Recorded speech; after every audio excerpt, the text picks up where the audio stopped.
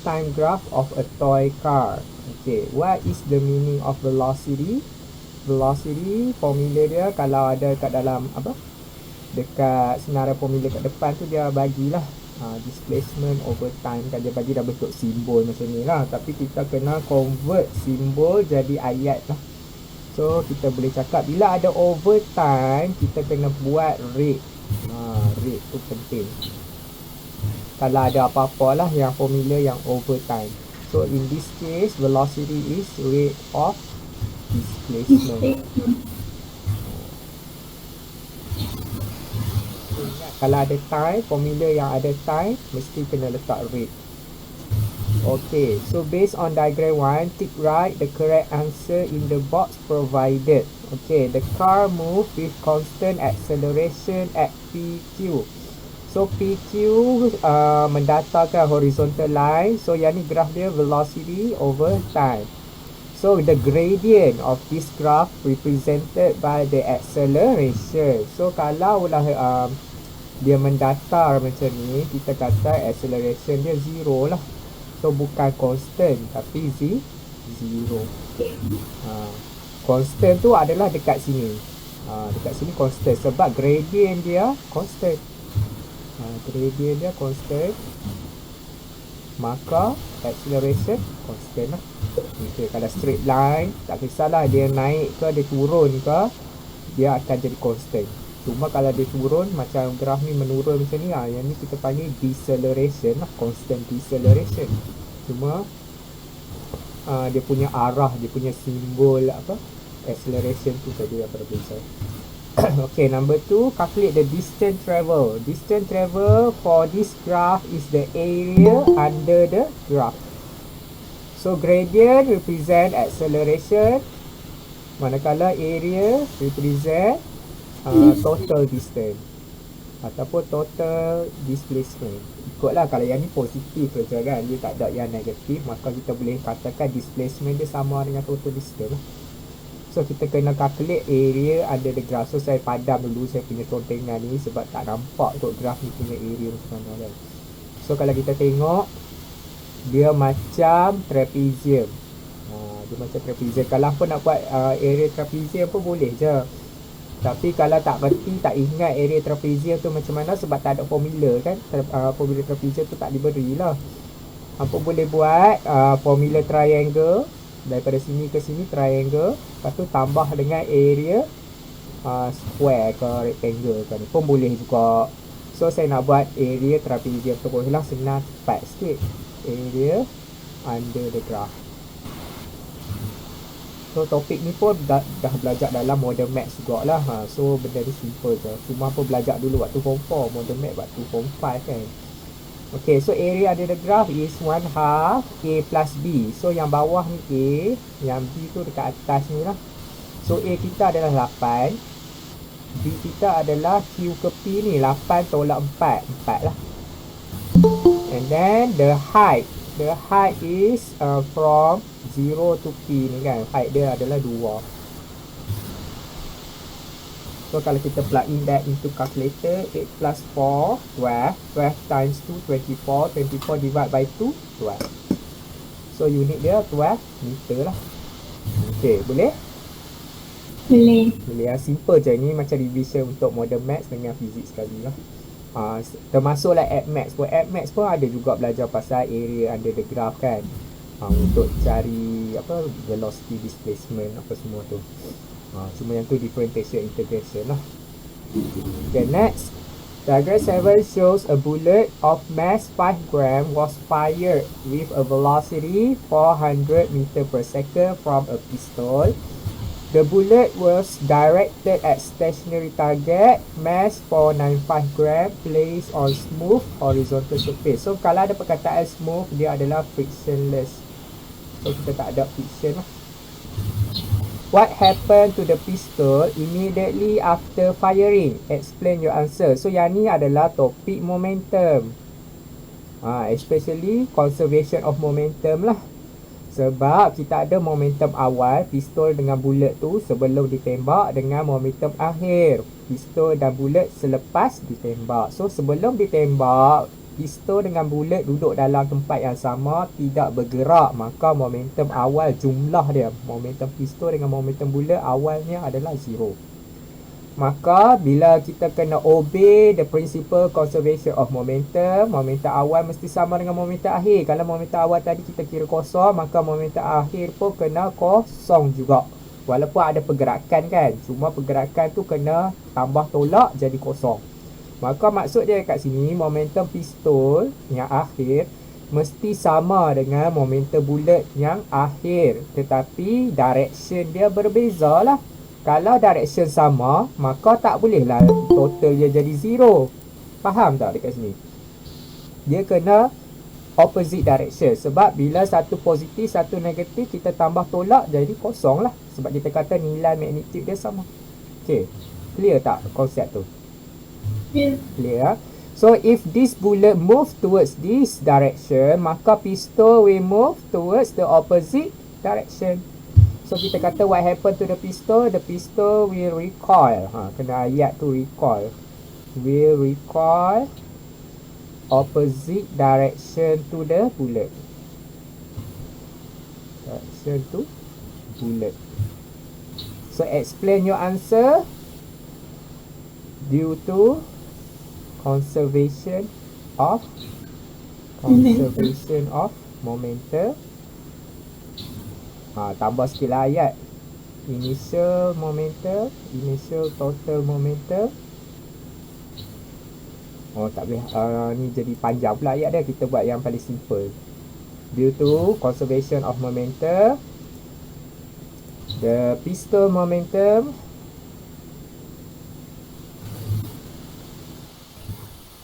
has the same magnitude as bullet but in opposite direction. So yang ni lebih tepat lah daripada lagi saya nak buat due to conservation of momentum. Total momentum awal mesti sama dengan total momentum akhir, maka pistol punya momentum akhir mesti sama magnetik dia dengan bullet, tetapi hanya opposite direction. Itu lebih panjang lah, tapi saya terus kepada conclusion dia terus. Okay, so B, the bullet hit the target and stop within it. Okay, sekarang ni kita dah tak cerita dah pasal pistol dengan bullet, kita cerita pasal bullet dengan target pula. Maksudnya, bullet tadi yang akhir punya momentum dia tu dah sekarang jadi initial momentum dia. Sekarang dah jadi initial momentum, bukan 0 dah lah, sebab dia bergerak tadi. Lepas dia tembak dia dah bergerak, maka kita tukar dia jadi initial. Maka yang ni pun initial jugalah, blok ni tak bergerak, maka blok punya momentum initial dia 0 sebab dia tak bergerak. Tapi bullet tak 0 lah, non-zero, sebab dia dah bergerak. Lepas tu akhir sekali bullet ni akan tembus lah masuk dalam blok ni kan, maka mereka ni bercantum, maka final momentum dia mesti sama dengan jumlah initial momentum dua-dua ni, which is non-zero lah. Sebab tadi kita kata bullet non-zero, tapi block tu 0. Kalau tambah jadi yang non-zero ni sajalah kan, yang bullet punya momentum lah.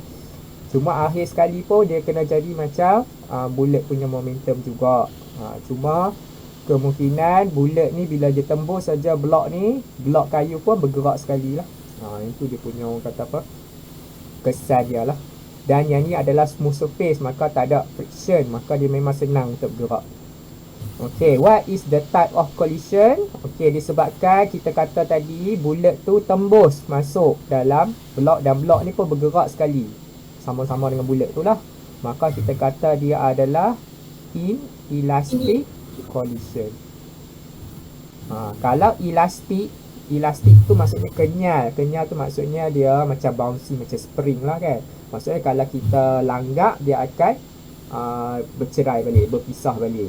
Tu elastik. Kalau inelastik tak kenyal, maksudnya bila kita berlanggak dia bercantum dan bergerak sesama depa lah. Yang tu maksudnya elastik. So kalau tak ingat macam mana elastik, ingat elastik tu kenyal macam spring. Maksudnya kalau kita jatuhkan bola atas spring, bola tu akan lantung balik ke atas kan. Maksudnya berpisah lah dua objek tu. Tapi kalau inelastik, kalau dia bercantum macam plasticine lah kan, plasticine dengan spring tu. Kalau plasticity tu jatuh atas spring tu, mereka akan melekat kan. Maka yang tu inelastic collision. In this case, bullet akan bercantum dengan block. Dia adalah inelastic collision. Okay, so kita tengok soalan seterusnya. Calculate the common velocity. Okay, maka dia cakap kat sini common velocity. Maka jawapan dekat atas tadi, yang inelastic collision tu betul lah. Sebab dia tak cakap benda ni akan bercantum. Kita teka saja benda tu bukan bercantum. Maka dekat sini soalan yang seterusnya ni confirmkan balik jawapan kita kat atas tu. Common velocity maksudnya mereka ni bergerak sama-sama.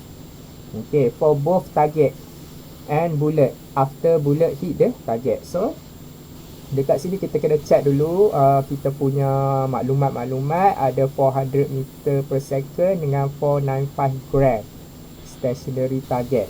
Okay, target punya mass 495, bullet punya mass 5 gram.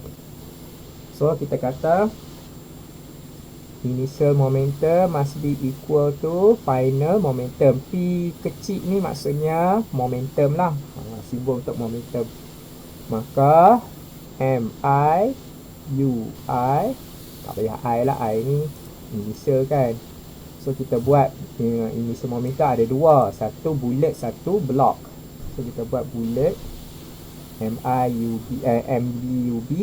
U ni maksudnya initial lah, initial velocity, tambah yang block punya saya buat huruf besar lah, MBUB. Target kan, dia cakap target kan, so kita buat T lah, senang. Saya confuse lah B ni apa, B tu apa kan. So dia kata target, kita buat T. Simbol ni suka hati lah, tak kisah pun. Lepas tu final pun lebih kurang macam ni, cuma tukar U ni jadi V lah, final velocity dia.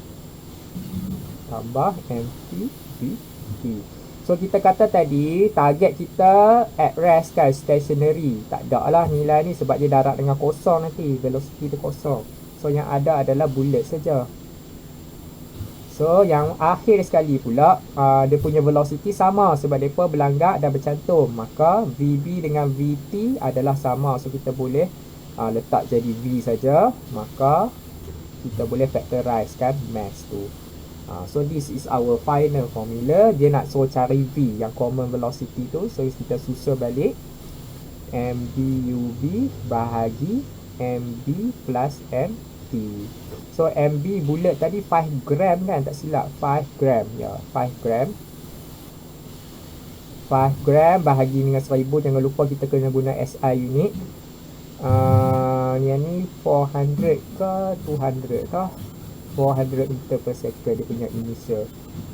400 bahagi dengan mass bullet, mass target. Mass bullet 5 tambah mass target 495. So 500 lah.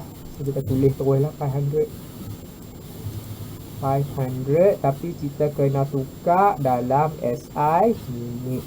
Okay, just plug in that into calculator.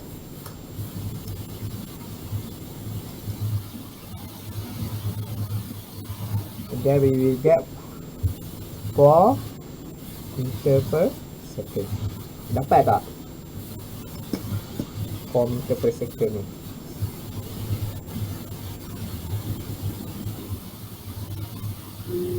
Dapat?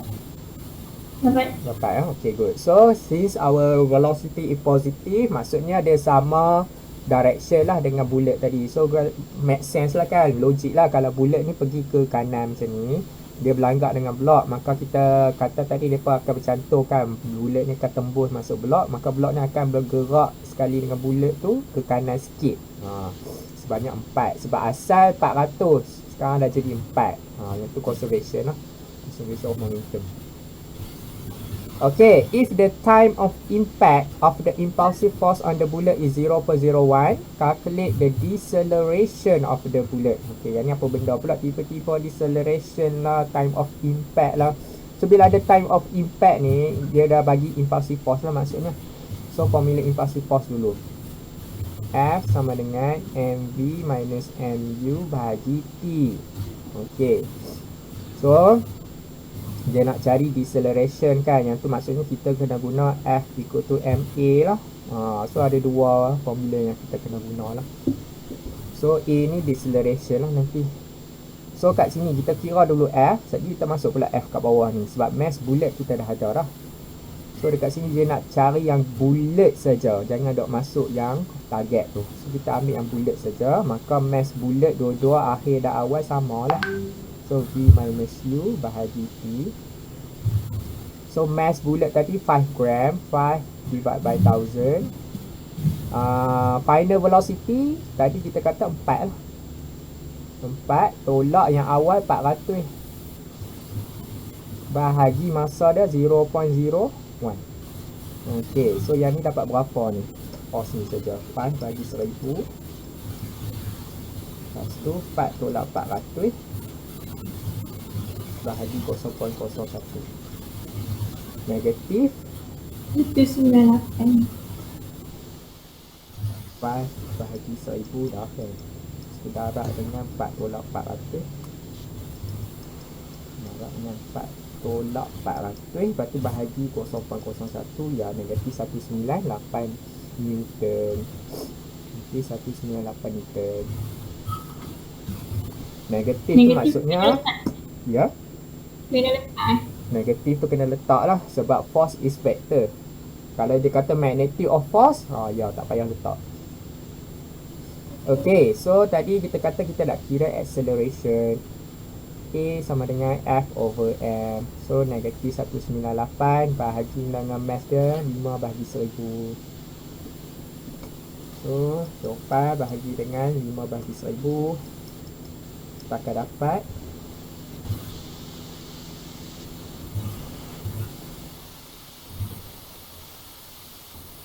bahagi 5 bahagi 1000.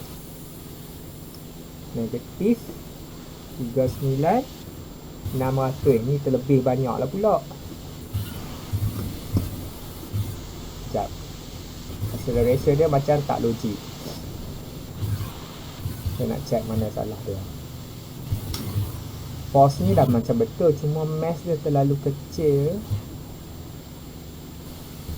Okey, saya tengok kat sini dia 2 markah saja. So tak boleh lah kena ada 2 sampai step macam banyak ni. So saya dah kena fikir satu jalan yang lagi mudah. Sekejap ya. Sini dia 2 markah, maksudnya dia simple saja. Maksudnya formula, lepas tu terus dapat jawapan. So saya fikir ada lagi satu cara. Iaitu kalau kita kena guna formula untuk linear motion lah. B sama dengan U plus AT. Yang ni pun boleh guna juga. Sebab kita ada V, kita ada U, kita ada T. Maka kita boleh cari A. Yang ni maybe boleh jadi 2 markah. So kalau kita susun balik A, V tolak U bahagi T lah kan. V tolak U bahagi T. So V kita tadi 4, negatif 400 bahagi 0.01. Tengok dapat tak? Sama. Dapat 39,600. So betul lah kot jawapan dia yang tu. Tapi nampak macam pelik pula dia punya ni. 0.01 second 4 minus 400. The time impact of the impulsive force on the bullet is 0.01.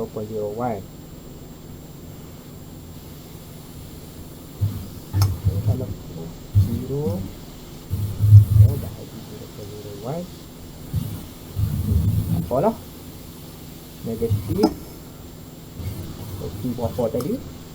39,600. 39,600 meter per second square. Walaupun tak berapa nak logik, maybe soalan ni orang kata apa, di design dia tu pelik sikit, nombor-nombor dia tu. Tapi kita punya tadi kita guna 2 cara kan. Cara yang pertama tadi pun dapat yang ni, cara yang kedua ni yang simple ni pun dapat yang macam ni juga. So betul lah kot. So kita tengok pula impulse. Impulse maksudnya force direct time pun boleh. Maksudnya force ni impulsive force direct time ataupun change of momentum, mv tolak mu. The same thing lah dekat sini. So yang ni adalah kita ambil lah mv tolak mu tu. Sebab tadi kita dah padam dah force kita tu. Kalau nak kira apa boleh je. So kita ambil yang kita kira balik semula lah, mv tolak mu ni.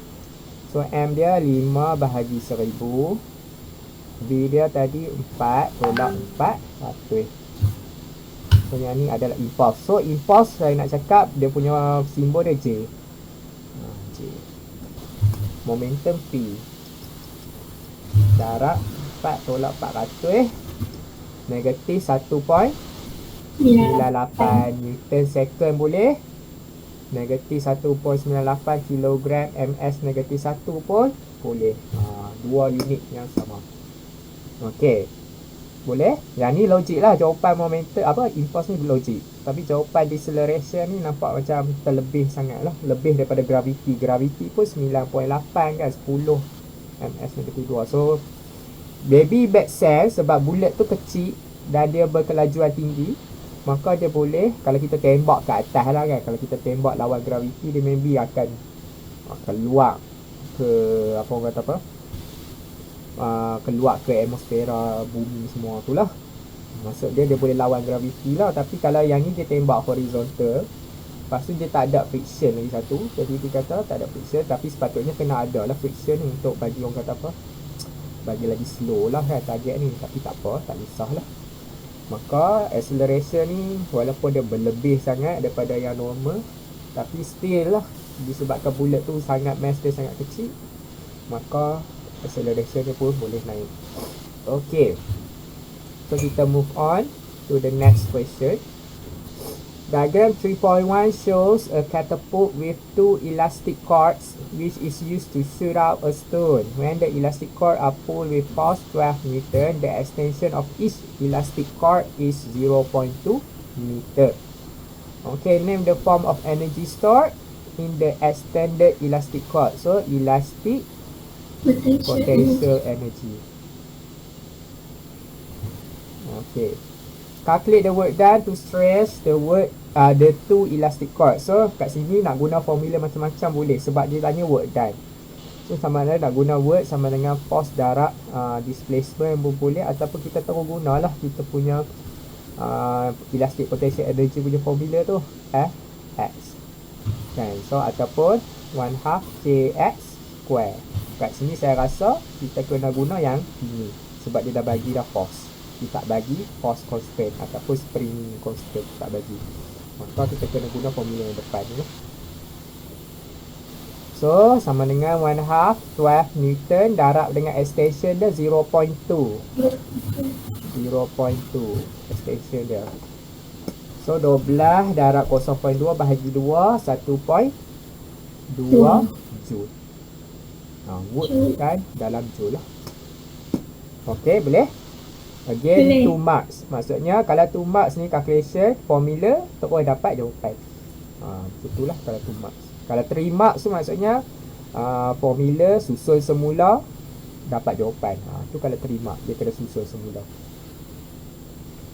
Okay, the elastic cords are then released from the catapult. Okay, state the conversion of energy that occurs. Maksudnya tali ni daripada tadi kita tarik, kita hold kan, yang tu elastic potential energy. Sekarang kita lepaskan, maka elastic potential energy dah bertukar jadi kinetic energy lah. So, elastic potential energy to kinetic energy. Okay, the mass of the stone is 0.012 kg. Calculate the velocity. So ni principle conservation of energy. Kita kata elastic potential energy mesti sama dengan kinetic energy kan. Elastic potential mesti sama dengan kinetic energy. So tadi kita dah kira dah lah elastic potential energy kita tadi 1.2 joule. 1.2 kinetic energy 1/2 mv square. So kita nak V sama dengan V square dululah. 1/2 darab 1.2 jadi 2.4 bahagi mass kan, kalau kita bawa semua ke sini. So V sama dengan 2.4 bahagi mass. V sama dengan 2.4 mass 0.012. So dalam kilogram dah, so tak payah nak tukar 2.4 bahagi 0.012, kita akan dapat 200 meter per second. Dapat?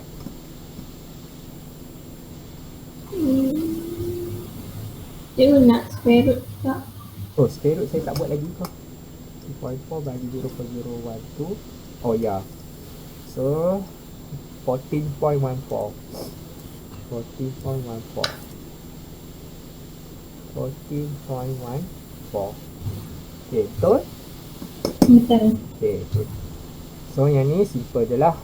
Selalu yang ditanya tu gravitational potential energy equal to kinetic energy, kan? mgh sama dengan 1/2 mv square. Yang ni yang paling popular ditanya lah. So kita boleh cancel m hingga gh 1/2 v square. So v square sama dengan 2gh, v sama dengan square root 2gh. Yang ni yang paling popular selalu ditanya. Tapi jarang lah kita tanya elastic potential energy sama dengan kinetic energy. So saya sertakan soalan dekat sini kot-kot lah keluar, kan? Soalan ni jarang ditanya, maka ni formula dia lah. Okay, so next diagram 8.1 shows two forces 40 Newton dengan 30 Newton which are perpendicular. The combination of the two forces will produce a resultant force. What is the meaning of resultant force?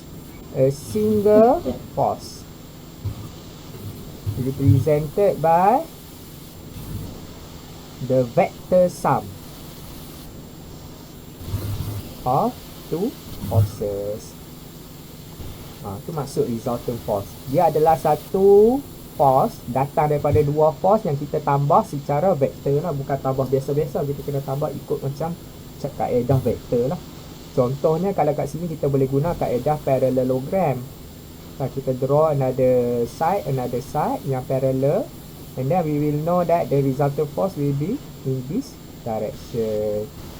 Ini salah satu cara nak tambah vektor. Dia bukan kaedah biasa-biasa kita tambah tu. Dia kena guna kaedah geometri lah. Kat sini kita boleh guna kaedah parallelogram ataupun triangle of forces. Namanya lah triangle je. Mana-mana lah.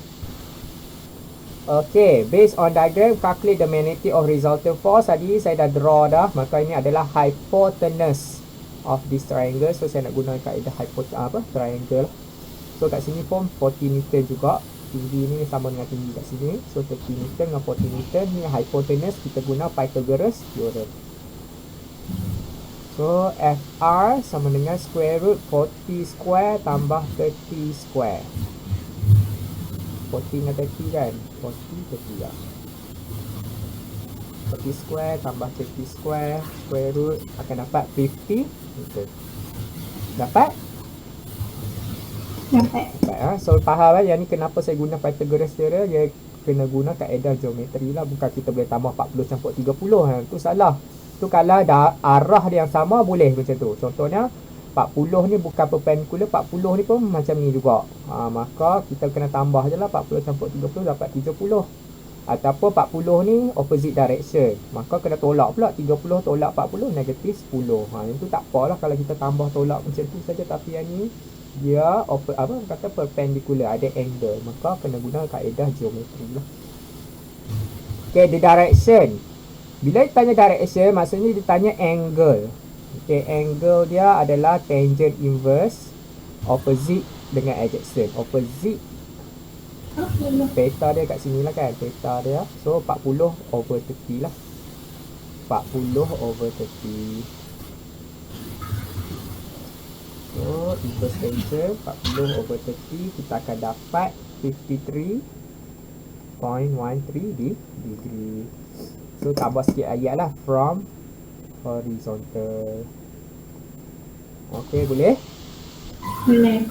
So ingat direction tu bukan kata kiri, kanan, atas, bawah. Yang tu kalau kata apa, normally kita buat vektor memang macam tu lah. Tapi ini sebabkan vektor kita ni, force kita ni dia serong. So kita nak cakap arah macam mana? Kita cakap melalui angle. Angle tu datang daripada bawah ni lah, daripada horizontal. Okay, move on. Diagram 2 shows two forces acting on motorcycle moving on the road. The total mass motorcycle dengan rider 250 kg. Two forces resisting the motion of the motorcycle are wind resistant dengan frictional force. So 35 dengan 85. Okay, what is the meaning of frictional force? Force acts against the motion of object. Itu maksud dia. Force yang dimana dia bertindak melawan arah pergerakan. Contohnya motor ni bergerak ke kiri, maka frictional force mesti ke kanan lah. Macam tu, dia against the direction lah, against the direction of motion of the object. Ataupun force that acts opposite direction to the motion of object pun boleh. Okay, the motorcycle is moving at constant speed 15 meter per second. State the net force acting on the motorcycle. So kalau dia kata constant speed, maksudnya forces in equilibrium. Sebab forces equilibrium ada beberapa syarat. Yang pertama, dia mesti acceleration zero. Sebenarnya paling jelas sekali sebelum acceleration zero adalah resultant force dia zero. Ini dia first one. Resultant force zero, barulah acceleration zero. Bila acceleration zero, ada dua lagi case, sama ada velocity constant ataupun at rest. At rest maksudnya velocity zero lah. So ada 4 condition ni yang menyebabkan dia forces in equilibrium. So dia state net force tu, maksudnya net force dia zero lah. Tadi saya dah cakap dah zero kan, sebab dia moving with constant speed. So zero. Faham? Satu markah je. Lagi apa? Kalau tak faham benda ni, apa duk fikir pula? Oh, tadi dia bagi 35 lah, 85 duk kira. Padahal satu markah je. Satu markah maksudnya simple. Maksudnya terus dapat. Okey, boleh? Boleh. So yang ni faham kena konsep ni, ada 4 benda ni. Okay, next calculate the engine thrust. Yang ni bila je suruh calculate 2 markah, tak apa, kita kena gunalah result daripada atas tadi zero tu, semua sekali jumlah dia zero, kita kena kira engine thrust. Engine thrust mesti arah sama dengan pergerakan dia. So kalau dia ke kiri, maka thrust dia ke kiri. Kita buat R, sebut dia. Lepas tu yang ke kanan ada wing resistance. So kita kata ni force wing. Berapa tadi tah? 35. Dengan frictional force FR 85. So jumlah semua ni nanti disebabkan dia kiri kanan saja kan. Kita boleh tambah macam biasalah, tak payah nak buat kaedah geometri tu hampa terlalu advance pula itu kan. So ni tambah macam biasa saja. Jumlah dia mesti kosong sebab tadi kita kata net force dia zero. Okay, so R kita buat macam ni lah. Kita buat yang positif ke kanan. So positif ke kanan tadi adalah wing tambah dengan frictional force tolak dengan thrust, akan dapat 0. Maka wing tadi 3585. So kita terus susun lah formula ni, senang. FW tambah FR. So 35 campur 85. So dapat berapa? 120 meter. Okay, boleh? Simple sajalah. What happened to the wing resistance when the speed of motorcycle is greater than 15 per second? So, kalau kita katakan dia net force kena zero lah kan, net force kena zero, maka thrust tadi kita dah tambah sebab dia dah jadi greater than 15 meter per second. Frictional force tak berubah, masih dekat jalan yang sama, maka wing resistance kena kurang. Kena kurang lah. Wing resistance tu kena kurang sebab kalau yang ni dah bertambah, yang ni kena yang ni kena bertambah lah sebab dia tolak kan. Ni tolak, silap. So kita tak boleh tengok yang ni, kita kena tengok yang bawah ni yang kita dah susun semula tu. Yang lagi apa pula? Kita kena tengok yang bawah ni. So tadi kita kata kelajuan dia bertambah, maka frictional force sama, tak berubah. Wing resistance kena bertambah juga. So increases. Nasib baiklah dia tak tanya kenapa. Kalau dia tanya kenapa, yang tu dia advance sikit lah. Sebab wing resistance ni dia ikut bentuk shape motorcycle tu. Kalau dia aerodynamic ke tak aerodynamic. Lepas tu dia ikut juga kelajuan udara. Dia adalah beberapa faktor dia tu. Cuma dia tak tanya reason tu, tak payah fikir lah. Kita just fikir reason dia berdasarkan formula yang daripada atas tu. Okay, boleh? Faham? Faham. Okay, so next. Diagram 4 shows a 10 kg load is suspended by 2 threads. Okay, state the meaning of forces in equilibrium. Ada beberapa lah meaning dia tu. Salah satunya kita kata balance force.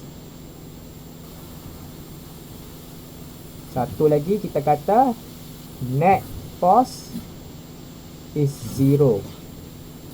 Ataupun kita boleh cakap the sum of forces is 0. Itu salah satu daripada mini forces in equilibrium. Boleh nak cakap dia balance force ataupun net force is 0. Ada beberapa lah jawapan yang diterima. Mark the direction of the weight of the load and label the value of weight in the diagram 4. So weight sentiasa ke bawah lah. So kita kata yang ni W. Lepas tu dia suruh cari value kan, 10 kg, 10 darab 10, 100 Newton. Okay, sketch the vector triangle of the forces. So saya suka buat yang straight ke bawah atau straight ke atas dululah, senang. So yang ni saya lukis yang ni ke bawah dulu. Lepas tu yang paling senang seterusnya adalah yang ni kan, yang nombor 2 ni. So ikut, dia kena start daripada, kalau start daripada sini turun ke bawah, dia kena start daripada sini pula ke sini. Ikut arah dia. Maka yang last kali ni, yang ni ke sini.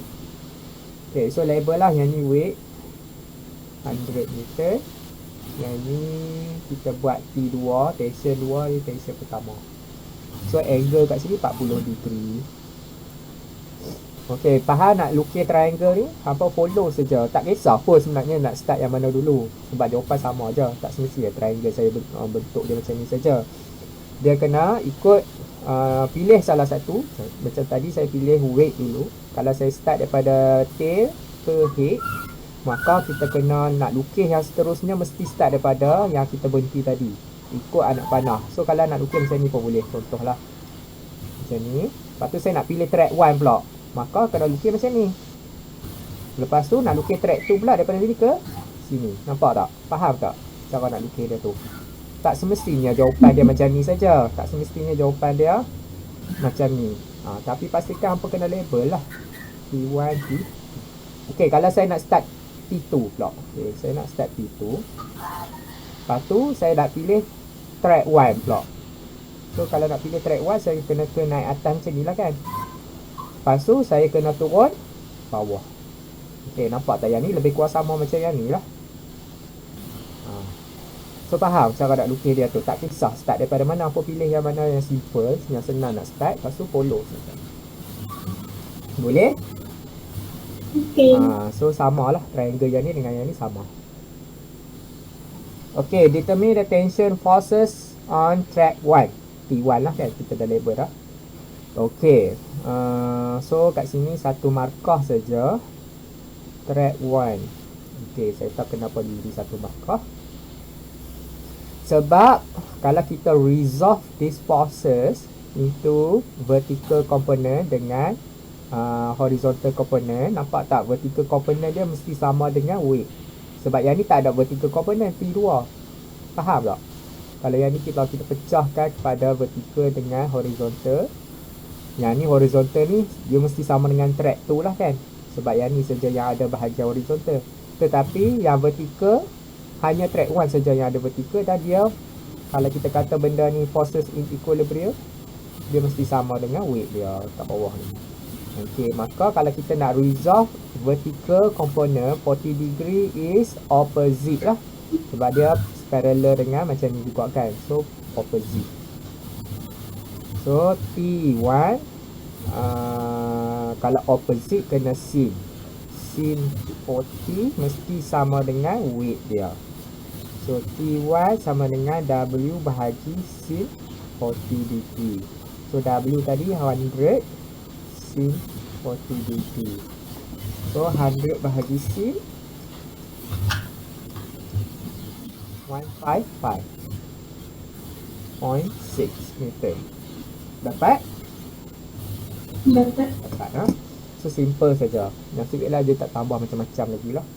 So yang ni disebabkan secara kebetulan lah, saya nampak satu markah je, maksudnya simple lah, dia terus sama dengan 100 ni. Okay, tension force tu tadi kita dah kata dah Disebabkan weight ni hanya vertikal, maka tak ada weight ni yang melibatkan track 2. Track 2 ni melibatkan track 1 sahaja. Sebab kalau kita resolve yang angle ni, dia jadi horizontal dengan vertikal, dan horizontal ni kena samalah dengan track 2 tu. So T2 mesti sama dengan T1, tapi kali ni cos lah 40 degree sebab dia adjacent. Kalau adjacent cos, opposite sin. So yang ni masuk je lah nilai T1 tadi kita dah kira dah, 155.6 cos 40 degree. So T2 is equal to 119. 119.2 meter. Boleh? Ya. Boleh lah. Ini hampa kena buat banyak latihan baru hampa boleh nampak lah benda ni. Okay. Next. Sebuah kereta. So kita baca sendiri lah. A car is being towed by a cable which has a force of 1,500. So sebesarkan lagi lah. 1,500 meter. Indicate and label the force. The force ni lah, ada tanda dah pun. Okay, the horizontal component. So horizontal component dia dekat sini, Fx. Vertical component dekat sini, Fy. Okay. Find the horizontal force of the cable which move the car forward. So horizontal opposite ke adjacent to the 60 degree kat sini? Adjacent, kena cos lah. So Fx sama dengan F cos 60 degree.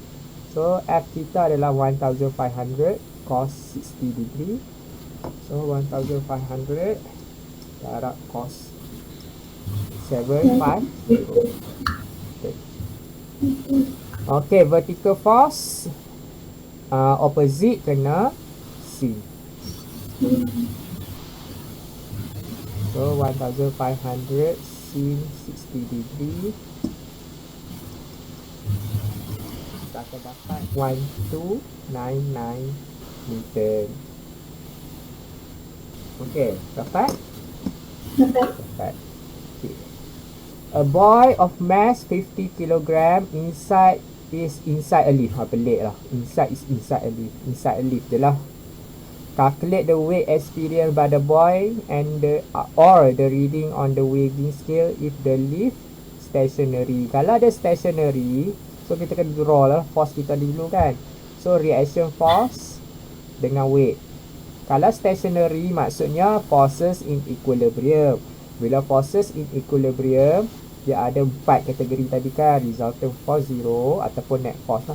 Acceleration 0, velocity constant ataupun velocity 0. So dekat sini kita ambil yang net force dia 0. So R mesti sama dengan W lah.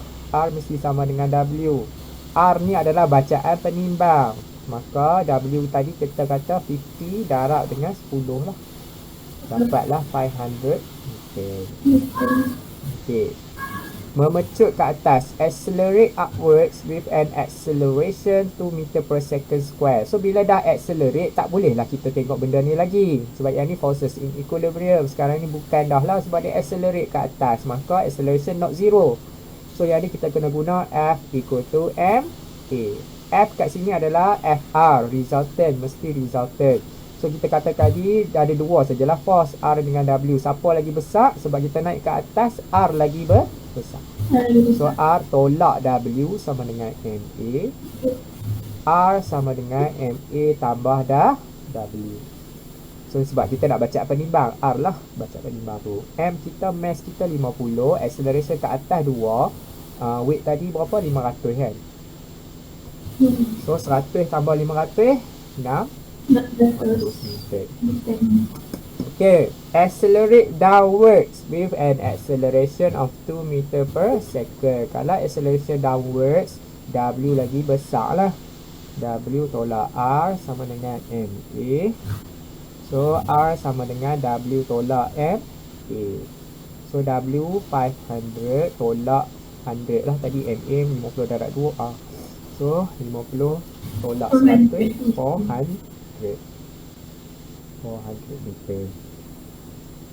Okay, move upward with constant velocity. Tadi saya cakap dah, kalau constant velocity kita kena masuk dalam kategori forces in equilibrium. Maksudnya net force dia zero. Maksudnya R dengan W sama, which is 500 meters. Okay, faham? Faham. Sahajalah. Yang ni simple je, tak ada angle-angle. Hampa kena fikir je. Kalau dia memecut ke atas, R dia besar. Kalau memecut ke bawah, W dia besar. Lepas tu equal to MA macam biasalah. Itu. Kalau dia dalam case forces in equilibrium, sama ada V equal to 0. Kat sini V equal to 0 lah. Stationary kan. Maka gunalah net force dia 0. R sama dengan W. Kalau dia constant velocity pun, R sama dengan W juga. Okay, next. A car of mass 1,500 kg is on an inclined road at 30 degree from horizontal. Calculate the weight of the block. Block. Ada block kat sini. Kereta lah kot kan. Weight of the car. So weight of the car is 15,000 meter. Kita kira apa kat sini. Tapi kalau nak kira, W sama dengan mg. 1,500 darab dengan 10. 50,000. Okay. Okay, tu weight of the car lah, bukan weight of the block. Mana ada block pun kat sini. Okay, the weight component which is parallel to the road. Okay, parallel to the road yang ni. So, kalau kita draw, yang ni weight tu. So, yang ni adalah normal to the road, perpendicular to the road. Yang ni adalah parallel to the road. So, clue dia, kalau sini 30 degree, automatic dekat sini 30 degree. Tak payah nak buat pengiraan ke apa. Hampa hafal je. Kalau dekat sini 30 degree, kat sini pun 30 degree. Maka, component weight yang parallel to the road adalah yang ni. Yang ni. Yang ni kita panggil WX. Kalau parallel X, kalau perpendicular ke bawah macam ni adalah Y. So, kalau WX ni parallel, compare dengan angle 30 ni, dia opposite ke dia adjacent? Opposite. Sebab dia ke sini. Kan dia parallel, so kita boleh lukis dia ke sini. So, maka 30 dengan yang ke bawah ni adalah opposite. So, bila opposite, guna sin ke cos? Sin. Okay. So, WX sama dengan W sin 30. So, W tadi 15,000 sin 30. So, WX sama dengan 15,000 darab sin 30. 7,500. Okay, faham? Okay, kalau yang perpendicular, tadi saya dah lukis dah, WY lah. So, WY ni adalah adjacent dengan 30. So, adjacent guna cos. So, 15,000 cos 30 degree.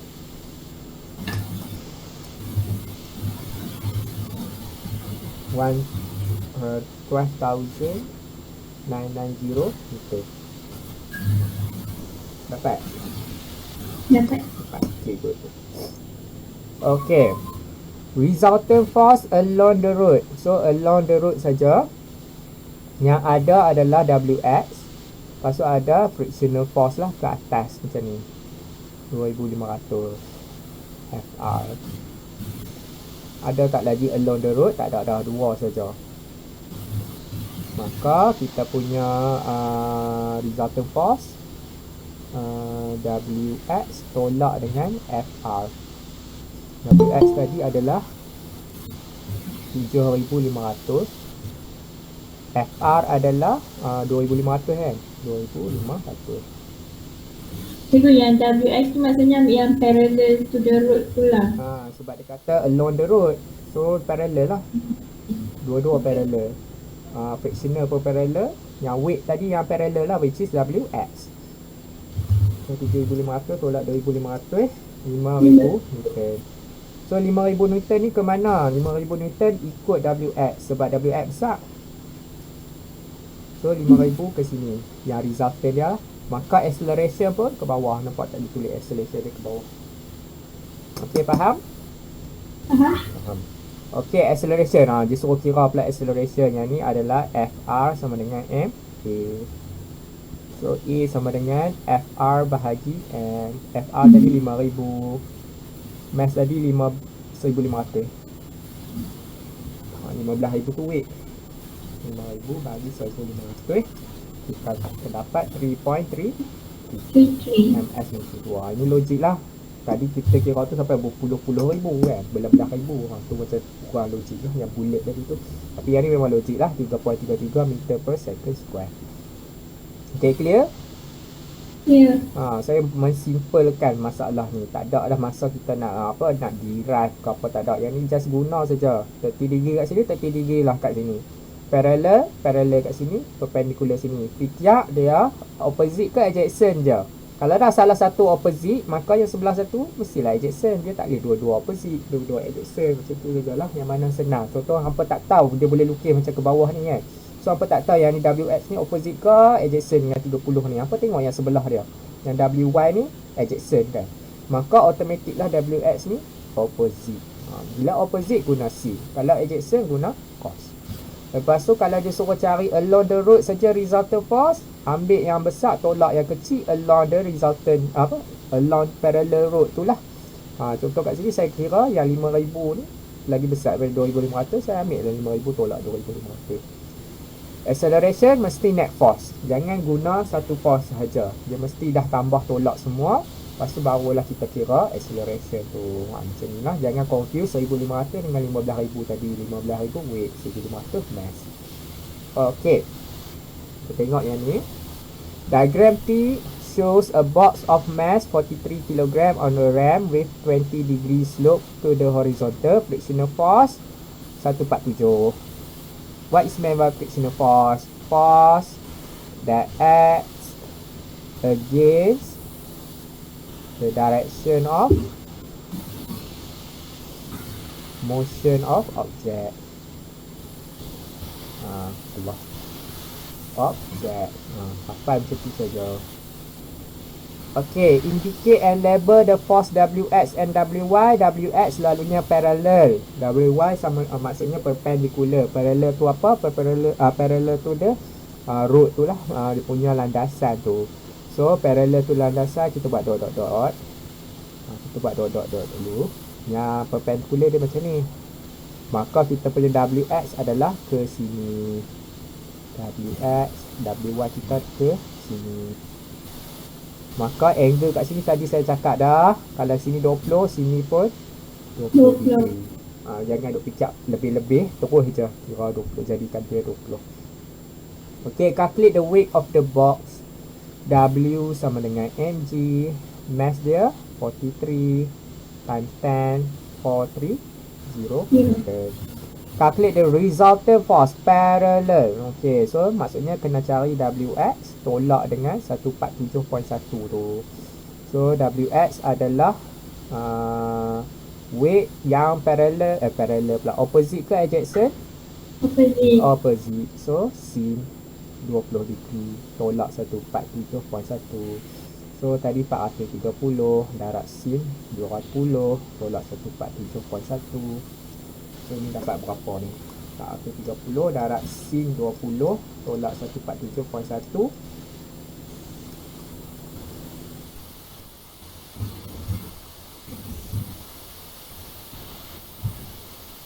Dapat kosong.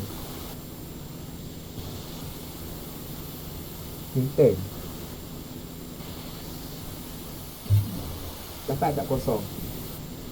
Kosong negatif 0.03. Yang kosong lah tu sebab sin 20 tu kita consider sebab kalau kita tekan sin 20 tu kan perpuluhan dia banyak kan. So soalan ni sebenarnya nak suruh hampa kira dapat kosong lah. Itu maksud dia. Sebab 430 darab sin 20 ni lebih kurang 147 ni. Cuba hampa tengok.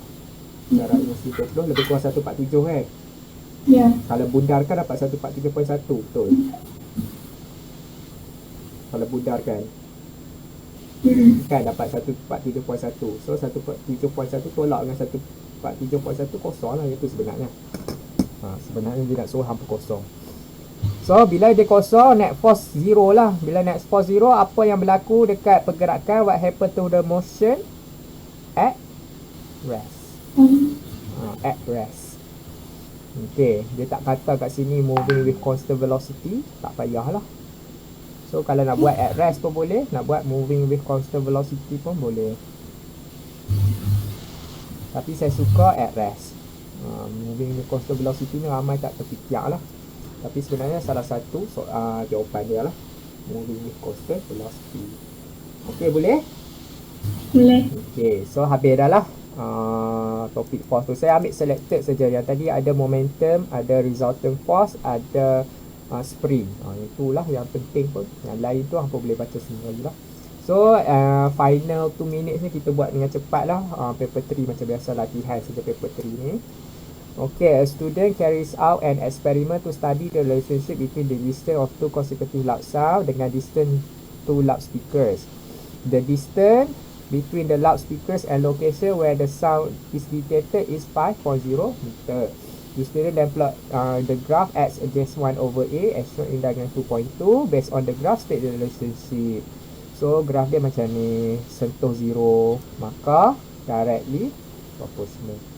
Tapi dekat sini X dengan A, maka kita kena alert lah. Yang ni dia punya 1 over A. Maka inversely proportional. X is inversely proportional. Okay. Kena alert lah. Memang graf directly, tapi directly sebab 1 over A. Soalan tanya X dengan A, bukan 1 over A. Okay, calculate the value of X if A sama dengan 2.0. So kita kena kira 1 over A dulu lah. 1 over A sama dengan 1 over 2.0. So dapat 0.5 meter per satu. So 0.5 dekat sini. Dot. Lepas tu dot. Berapa ni? Tengah-tengah antara 1.0 dengan 1.5? 1.25. 1.25 meter. Okay. Determine the gradient of the graph. So saya ambil ni lah. Ini nak ambil ujung tak apa. Tapi saya malas nak kira perpuluhan dia tu. Saya ambil yang senang. Ambil yang ni dengan yang 0. So yang ni dia punya koordinat dia 1.2, 1.4 lah kan. 1.4, 3.5 lah. Assume 3.5. So gradient dia M sama dengan 3.5 minus 0, 1.4 minus 0. Jangan lupa kita kena letak unit. Yang ni meter negatif 1. Yang atas tu yang atas ni Y M. Yang bawah meter negatif 1. Okay. So 3.5 divide by 1.4, 2.5. Unit dia M1 tolak 1 M square. Betul tak? Betul. Okay. 2.5 M square. Okay, using the value of gradient obtained and the equation, calculate the wavelength of the sound wave used in this experiment. So lambda sama dengan AX over D. Gradient tadi kita adalah X over 1 over A. So gradient adalah X over 1 over A. Maksudnya XA lah. Maksudnya A X. So adalah kat sini hampa kena, ni sebab kapak markah ni, hampa kena show dalam formula ni ada gradient, iaitu AX lah gradient dia. So M over D. Yang ni dapat dah satu markah. Tak show memang tak boleh. So barulah kita plug in value. M ni guna value yang kita kira tadi 2.5 meter square kan. D tadi je dah bagi dah dalam soalan. D adalah 5.0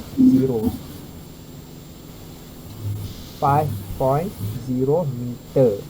Penting lah tulis unit ni sebab kita nak tengok unit akhir dia. So 2.5 divide by 5.0, 0.5. Lepas tu unit dia adalah meter. Make sense tak? Make sense lah sebab wavelength mestilah meter, takkan meter square kot. Meter square tu area. Okay. Boleh? Boleh. Okay. State one precaution in this experiment. Sebabkan dia guna meter-meter saja kan. So meter rule lah. So make sure your eyes, Allah dah hilang dah dia punya tak apalah. Make sure your eyes are perpendicular to the reading scale of meter rule to avoid parallax error. Jangan lupa untuk avoid tu. Okey, boleh? Boleh? Boleh. Okey, itu saja untuk fizik minggu ni. Minggu depan last lah sebab apa dah masuk sekolah dah.